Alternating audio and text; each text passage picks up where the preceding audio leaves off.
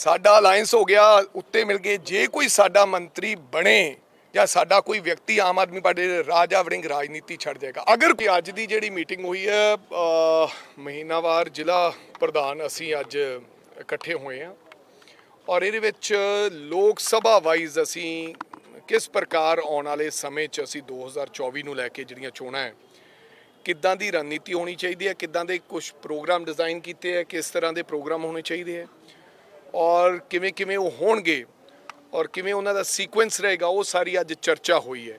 ਨਾਲ ਇਹਦੇ ਵਿੱਚ ਕਿਵੇਂ ਕਿਵੇਂ ਅਸੀਂ ਬੂਥ ਵਾਈਜ਼ ਡਿਊਟੀਆਂ ਵੰਡਣੀਆਂ, ਕਿਵੇਂ ਕਿਵੇਂ ਅੱਗੇ ਮੰਡਲ ਬਣਾਉਣੇ ਹੈ, ਇਹਦੇ 'ਤੇ ਚਰਚਾ ਹੋਈ ਹੈ ਤਾਂ ਜੋ ਅਸੀਂ 2-3 ਮਹੀਨਿਆਂ ਦੇ ਵਿੱਚ तमाम बूथ लेवल तक असी आपदा सिस्टम बना के और किस प्रकार असी आने वाले समय जनता दे विच एडवरटाइजमेंट के राही और जिस प्रकार सरकार मुकम्मल तौर पर फेल हुई है तमाम मुद्दों पर, उन्होंने गल्लां नूं लैके लोकां च जाना है। वो तमाम अज चर्चा रही जिला अध्यक्षां दी। पर वड़िंग साहब देखिए, जिस तरह का पूरा स्ट्रक्चर चल रहा है, बीजेपी भी एक गल कहन लग गई, कहते कांग्रेस नूं तां हजे आपदे नहीं पता लग रहा भी आप वालियां नाल मिल के असीं चलांगे किवें। उस चीज़ नूं लैके तुसीं अज मीटिंगां च क्लीयर कर रहे हो। देखो, मैं तुहानूं वारी एक गल बहुत वारी कहती, पता नहीं क्यों वार इस चर्चा नूं क्यों दोहराया जाता है और खास करके बीजेपी जदों दी साडी मीटिंग हुई है 26 पार्टियां दी इंडिया नाम चुनिया गया है।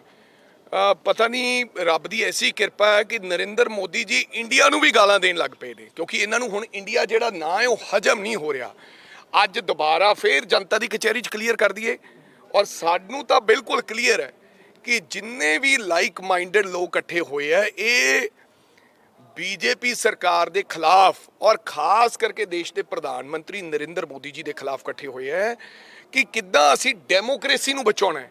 गल नरेंद्र मोदी जी की नहीं है, डेमोक्रेसी खतरे च है। लोग ये गल कहन लग पे दबीवाज कि अगर इस बार बीजेपी आई तो अगे तो चुनाव होने इस देश का लोकतंत्र खत्म हो जाएगा। इत्थे रूस वांगू चाइना दे वांगू एक राज होएगा जिथे उस तो बाद चुनाव नहीं होने।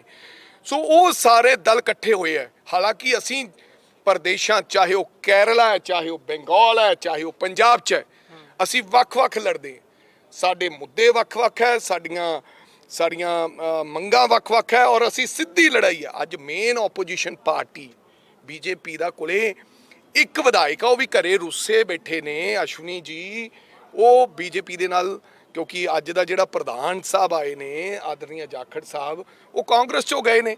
सो इस करके साडा अलायंस इंडिया अपर लैवल ते है, साडे नाल किसे दा कोई अलायंस दी गल, किसे प्रकार दी कोई चर्चा, किसी प्रकार का कोई सवाल, कोई चर्चा ही नहीं। और आना थानू लगता है मीडिया ने चलाता सीट शेयरिंग, ये जोड़ा बंदा ये कहना भी सीट शेयरिंग हो गई है, उन्होंने पूछ के आओ भी तुसी किनू, सोनिया जी नू, खरगे साहब नू या केजरीवाल जी नू तुसी मिले आए हो? किसी प्रकार की किसी पार्टी की सीट शेयरिंग की गल नहीं हुई। और मैं 100% श्योर है कि असी पंजाब दे विच, नॉट ओनली पंजाब, कई राज्यों के विच वो ਜਿਹੜੀਆਂ पार्टी लाइक माइंडेड उत्थे इकट्ठियां होईयां सी, लेकिन वो अड आपदे मुद्दों ते अड थावां ते चुनाव लड़नगियां। साडा किसी ना किसी प्रकार का कोई अलायंस दी गल नहीं है। ये वार चर्चा, और मेरी बेनती है बीजेपी वाले आपदी गल करन, क्योंकि चर्चा ये है कि सारी बीजेपी जिहड़ी पुरानी कांग्रेस सी, जिन्हां नूं असीं जिहड़े विचारिਆਂ नूं इग्नोर हो गए, जिन्हां नूं लाता दिता गया सी, वो उधर चले गए। अज बीजेपी वाले महसूस कर रहे हैं कि गवर्नर दे किते जाते हैं या हड़ पीड़तां कोले जाते हैं प्रधान, तो सारी कांग्रेस ही पुरानी नज़र आती है। अज जिहड़ा बीजेपी का जिहड़ा असली केडर सी, जिन्हां ने एक बंदे तो दूजा बंदा जोड़िया सी, वो सारे निराश बैठे है। अंदर ही अंदर बहुत वड्डा विरोध हो रहा है और खास करके अंदर बीजेपी दे भी हैगा, दलित भाईचारे च बहुत वड्डा विरोध है बीजेपी का। और मैं उन्होंने ये सवाल पूछदा है, किरपा करके जाखड़ साहब ये गल क्लैरिटी लैके आउण, ये दसन कि अलायंस पक्का अकाली दल नाल तुहाडे गल मुक चुकी है कि अजे बाकी है। जिहड़ी साडे कोले खबरां दे मुताबिक तां मुक चुकी है कि 5 सीटां बीजेपी लड़ेगी ते 6 सीटां अकाली दल लड़ेगा, तो एक अकाली दल बसपा नूं देनी चाहुंदा। ये गल मुकम्मल तौर ते अंदर मुक गई है। ये हुण इकट्ठे होके आपदी विਉਂਤ बना देन, लोग हुण धोखे च नहीं आउणगे। ਸੋ ਆਪਦੀ ਗੱਲ ਕਰਨ, ਸਾਡੀ ਗੱਲ ਪਰ ਕਰਨ। ਉਹ ਤਾਂ ਕਹਿ ਰਹੇ ਨੇ, ਕਹਿੰਦੇ ਵੀ ਕਾਂਗਰਸ ਚੋਂ ਕੋਈ ਨਾ ਕੋਈ ਕਹਿੰਦੇ ਮੰਤਰੀ ਬਣਨ ਨੂੰ ਕਾਲਾ ਹੋ ਰੱਖਿਆ, ਕਹਿੰਦੇ ਹੁਣ ਡਿਸਾਈਡ ਨਹੀਂ ਹੋ ਰਿਹਾ ਵੀ ਕਿਹਨੂੰ ਕਿਹੜਾ ਮਹਿਕਮੇ ਵਾਲਾ ਕਿਹੜਾ ਚਲੋ ਮੰਤਰੀ ਉਹਨਾਂ ਨੂੰ ਕਹੋ, ਆਦਰਨੀਆਂ 69 ਸਾਲਾਂ ਦੀ ਉਮਰ ਦੇ ਵਿੱਚ ਵਿਅਕਤੀ ਗੱਲ ਜਦੋਂ ਕਰੇ ਨਾ, ਉਦੋਂ ਪਾਏਦਾਰ ਵਾਲੀ ਗੱਲ ਕਰਨੀ ਚਾਹੀਦੀ ਹੈ। ਜੇ ਸਾਡਾ ਮੰਤਰੀ ਕੋਈ ਬਣ ਜੇ ਆਮ ਆਦਮੀ ਪਾਰਟੀ 'ਚ, ਰਾਜਾ ਵੜਿੰਗ ਰਾਜਨੀਤੀ ਛੱਡ ਜਾਏਗਾ। ਉਹ ਇਹ ਗੱਲ ਕਨਫਿਊਜ਼ਨ ਪੈਦਾ ਕਰ ਰਹੇ ਨੇ ਨਾ ਜਾਖੜ ਸਾਹਿਬ, ਕਿ ਇਹਨਾਂ 'ਚੋਂ ਕੋਈ ਮੰਤਰੀ, ਸਾਡਾ ਅਲਾਈਅੰਸ ਹੋ ਗਿਆ, ਉੱਤੇ ਮਿਲ ਗਏ, ਜੇ ਕੋਈ ਸਾਡਾ ਮੰਤਰੀ ਬਣੇ ਜਾਂ ਸਾਡਾ ਕੋਈ ਵਿਅਕਤੀ ਆਮ ਆਦਮੀ ਪਾਰਟੀ ਦੇ, ਰਾਜਾ ਵੜਿੰਗ ਰਾਜਨੀਤੀ ਛੱਡ ਜਾਏਗਾ। ਅਗਰ ਕੋਈ ਨਹੀਂ ਬਣਿਆ ਤਾਂ ਜਾਖੜ ਸਾਹਿਬ ਕਿਰਪਾ ਕਰਕੇ ਆਪਦੇ ਬਿਆਨ ਦੇ ਮੁਤਲਕ ਮਾਫੀ ਮੰਗ ਲੈਣ। ਮੈਂ ਨਹੀਂ ਕਹਿੰਦਾ ਉਹ ਰਾਜਨੀਤੀ ਛੱਡਣ, ਕਿਉਂਕਿ ਛੱਡਣੀ ਨਹੀਂ। ਐਵੇਂ ਇਸ ਉਮਰ 'ਚ ਝੂਠੀ ਅਫਵਾਹ ਫੈਲਾਉਣੀ ਕਿ ਉਧਰ ਮੰਤਰੀ ਦੀ ਗੱਲ ਚੱਲ ਰਹੀ ਹੈ, ਹੁਣ ਉਹਨਾਂ ਨਾਲ ਅਲਾਈਅੰਸ ਹੋ ਗਿਆ, ਇਹ ਗਲਤ ਗੱਲ ਨਹੀਂ ਕਰਨੀ ਚਾਹੀਦੀ। ਔਰ ਐਡੀ ਉਮਰ ਦੇ ਵਿਅਕਤੀ ਤੋਂ ਇਹੋ ਜਿਹੀਆਂ ਗੱਲਾਂ ਚੰਗੀਆਂ ਨਹੀਂ। ਵੜਿੰਗ ਸਾਹਿਬ, ਪਾਰਕਿੰਗ ਨੂੰ ਲੈ ਕੇ ਜਿਵੇਂ ਤੁਸੀਂ ਇਸ਼ੂ ਚੱਕਿਆ ਸੀ ਕੱਲ, ਆਮ ਆਦਮੀ ਪਾਰਟੀ ਨੇ ਵੀ ਖੈਰ ਇਸ ਚੀਜ਼ ਤੇ ਵਿਰੋਧ ਉਹ ਕਰਿਆ, ਲੱਗਦਾ ਵੀ ਚੰਡੀਗੜ੍ਹ ਆਮ ਆਦਮੀ ਪਾਰਟੀ ਦੀ ਗੱਲ ਨਹੀਂ ਆ ਰਹੀ, ਚੰਡੀਗੜ੍ਹ ਦੀ ਕੀ ਗੱਲ ਹੈ? ਚੰਡੀਗੜ੍ਹ ਹੈ ਹੀ ਸਾਡਾ। ਇਹ ਚੰਡੀਗੜ੍ਹ ਐਡਮਿਨਿਸਟ੍ਰੇਸ਼ਨ, ਮੈਂ ਗਵਰਨਰ ਸਾਹਿਬ ਨੂੰ ਵੀ ਲਿਖਿਆ, ਗਵਰਨਰ ਸਾਹਿਬ ਦੇ ਦੋਹਰੇ ਮਾਪਦੰਡ ਨੇ। ਗਵਰਨਰ ਸਾਹਿਬ ਫਿਰਦੇ ਪੰਜਾਬ ਦਾ, ਉੱਥੇ ਗੇੜਾ ਲਾਉਂਦੇ ਨੇ ਹੜ੍ਹਾਂ ਦਾ ਗੇੜਾ ਹੀ ਅਸੀਂ ਲਾਉਂਦੇ ਫਿਰਦੇ, ਪੈਸੇ ਲੈ ਕੇ ਆਉਣ। ਅਸੀਂ ਕਿਹਾ ਵੀ ਸਾਨੂੰ 10,000 ਕਰੋੜ ਰੁਪਈਆ ਦਿਵਾਓ ਸੈਂਟਰ ਚੋਂ। ਦੂਸਰੀ ਗੱਲ, ਚੰਡੀਗੜ੍ਹ 'ਚ ਪੰਜਾਬ ਦੇ ਨੰਬਰ ਦੀ ਫੀਸ ਪਾਰਕਿੰਗ ਦੀ ਵੱਧ ਕਿਉਂ ਲੱਗੇਗੀ ਬਈ? ਇਹ ਬੀਜੇਪੀ ਸਾਡੇ ਹੌਲੀ ਹੌਲੀ ਹੱਕ ਖੋ ਰਹੀ ਹੈ ਚੰਡੀਗੜ੍ਹ ਤੋਂ। ਸਾਡਾ ਪੰਜਾਬ ਦੇ ਪਿੰਡ ਉਜੜੇ ਸੀ, ਚੰਡੀਗੜ੍ਹ ਵਸਿਆ ਸੀ। ਪਹਿਲਾਂ ਸਾਡਾ ਹੱਕ ਖੋਣ ਲੱਗੀ ਹੈ ਕਿ ਵਿਧਾਨ ਸਭਾ ਵਾਸਤੇ 10 ਕਿੱਲੇ ਜ਼ਮੀਨ ਚੰਡੀਗੜ੍ਹ 'ਚ ਦੇਣ ਰਹੀ ਹੈ ਵੱਖਰੀ, ਜਦੋਂ ਆਲਰੇਡੀ ਵਿਧਾਨ ਸਭਾ ਹੈਗੀ ਹੈ। ਜੇ ਕਿਸੇ ਨੇ ਵੱਖਰੀ ਵਿਧਾਨ ਸਭਾ ਬਣਾਉਣੀ ਹੈ ਤਾਂ ਪੰਚਕੂਲੇ ਬਣਾਉਣ। ਇਹ ਦੂਜਾ ਅਟੈਂਪਟ ਹੈ। ਪਹਿਲਾਂ ਇੱਕ ਅਟੈਂਪਟ ਨਹੀਂ, BBM ਦਾ ਸਾਡਾ ਮੁੱਦਾ, ਚੰਡੀਗੜ੍ਹ ਯੂਨੀਵਰਸਿਟੀ ਦਾ ਮੁੱਦਾ, ਸਿਟੀਜ਼ਨ ਬਿੱਲ ਦਾ ਮੁੱਦਾ, ਬਹੁਤ ਸਾਰੇ ਮੁੱਦੇ ਹੈ। ਹੁਣ ਆਹ ਇੱਕ ਅਟੈਂਪਟ, ਇਹ ਹੌਲੀ ਹੌਲੀ ਇਹ ਚੀਜ਼ਾਂ ਹੋ ਰਹੀਆਂ। ਇਹ ਪੰਜਾਬ ਦੀ ਜਨਤਾ ਨੂੰ ਦੱਸਣਾ ਚਾਹੁੰਦੇ ਆ ਵੀ ਚੰਡੀਗੜ੍ਹ ਸਾਡਾ ਹੈ, ਚੰਡੀਗੜ੍ਹ ਵੱਖ ਹੈ ਤੇ ਪੰਜਾਬ ਵੱਖ ਹੈ।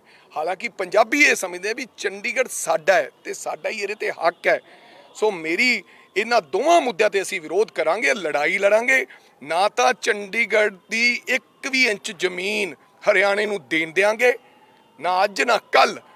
ਤੇ ਨਾਲੇ ਇਸ ਗੱਲ ਦਾ ਸਾਡਾ ਵਿਰੋਧ ਹੈ ਕਿ ਬਿਲਕੁਲ ਪੰਜਾਬੀਆਂ ਨੂੰ ਵੱਖਰਾ ਟਰੀਟ ਨਹੀਂ ਕਰਨਾ ਚਾਹੀਦਾ। ਪੰਜਾਬ ਚੰਡੀਗੜ੍ਹ ਦਾ ਹਿੱਸਾ ਹੈ, ਚੰਡੀਗੜ੍ਹ ਪੰਜਾਬ ਦਾ ਹਿੱਸਾ। ਮੇਅਰ ਸਾਹਿਬ ਕਹਿੰਦੇ ਨੇ ਚੰਡੀਗੜ੍ਹ ਦੇ ਕਿ ਅਸੀਂ ਕੋਈ ਇਸ ਤਰੀਕੇ ਨਾਲ ਨਹੀਂ ਕਰ ਰਹੇ, ਕਿਉਂਕਿ ਹਿਮਾਚਲ ਵੀ ਕਰਦੀ ਹੈ, ਅਸੀਂ ਸਿਰਫ ਸਹੂਲਤਾਂ ਦੇਣਾ ਜਾ ਰਹੇ ਹਾਂ। ਨਹੀਂ ਤੇ ਫਿਰ ਚੰਡੀਗੜ੍ਹ ਵਾਲਿਆਂ ਤੋਂ ਵੀ ਪਾਰਕਿੰਗ ਲਓ। ਮੈਂ ਕਹਿੰਦਾ 3 ਗੁਣਾ ਕਰ ਦਿਓ, ਸਾਨੂੰ ਕੋਈ ਇਤਰਾਜ਼ ਨਹੀਂ, ਪਰ ਚੰਡੀਗੜ੍ਹ ਦੇ ਲੋਕ ਵੀ ਦੇਣ।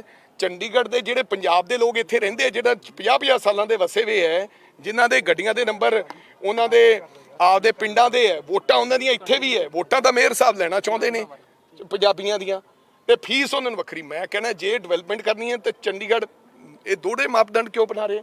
ਚੰਡੀਗੜ੍ਹ ਸਾਰਿਆਂ ਦੀ ਫੀਸ ਵਧਾ ਦੇਣ, ਸਾਨੂੰ ਕੋਈ ਇਤਰਾਜ਼ ਨਹੀਂ। ਪਰ ਜਿਸ ਪ੍ਰਕਾਰ ਤੁਸੀਂ ਕਿਹਾ ਵੀ ਪੰਜਾਬ ਦੇ ਨੰਬਰ ਵਾਲੀਆਂ ਗੱਡੀਆਂ ਦੀ ਫੀਸ ਵਧਾਈ ਜਾਊਗੀ, ਇਹ ਤਾਂ ਸ਼ਰੇਆਮ ਮੈਂ ਸਮਝਦਾ ਕਿ ਸਾਡੇ ਨਾਲ ਬਹੁਤ ਵੱਡੀ ਧੋਖਾ ਹੈ। ਸਾਹਿਬ ਕਿਵੇਂ ਵੇਖ ਰਹੇ ਹੋ ਕਿ ਇੱਕ ਤਰਫ ਐਨਡੀਏ, ਇੱਕ ਤਰਫ ਇੰਡੀਆ, ਦੂਸਰੀ ਜਗ੍ਹਾ ਤੇ ਜੋ ਕੁਝ ਹੋ ਰਿਹਾ ਹਰਿਆਣਾ ਦੇ ਵਿੱਚ, ਕੱਲ ਨੂਹ ਦੇ ਵਿੱਚ ਹੋਇਆ, ਪਗਮਾ ਯਾਤਰਾ ਹੋ ਰਹੀ ਸੀ, ਉੱਥੇ ਅਟੈਕ ਹੋਇਆ, ਉਸ ਤੋਂ ਬਾਅਦ ਮਨੀਪੁਰ ਦੀ ਘਟਨਾ ਹੋਈ। ਇਹੋ ਜਿਹੀਆਂ ਘਟਨਾਵਾਂ ਤਾਂ ਹੋਰ ਜਿਵੇਂ ਜਿਵੇਂ ਇਲੈਕਸ਼ਨ ਨੇੜੇ ਆਊਗਾ ਤਾਂ ਕਰਨਗੇ। ਪਹਿਲਾਂ ਤੋਂ ਇਹ ਤਾਂ ਪ੍ਰੈਡਿਕਸ਼ਨ ਹੈਗੀ ਹੈ ਕਿ ਦੇਸ਼ ਨੂੰ ਲੜਾਉਣ ਦੀ ਗੱਲ ਕਰਨਗੇ, ਦੇਸ਼ ਨੂੰ ਭੜਕਾਉਣ ਦੀ ਗੱਲ ਕਰਨਗੇ।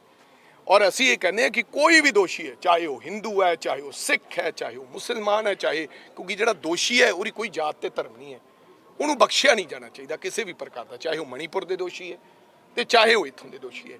ਇਹ ਸਰਕਾਰ, ਹੁਣ ਲੋਕ ਪੁਲਵਾਮਾ ਵਰਗੇ ਲਾਰੇ 'ਚ ਨਹੀਂ ਆਉਣਗੇ।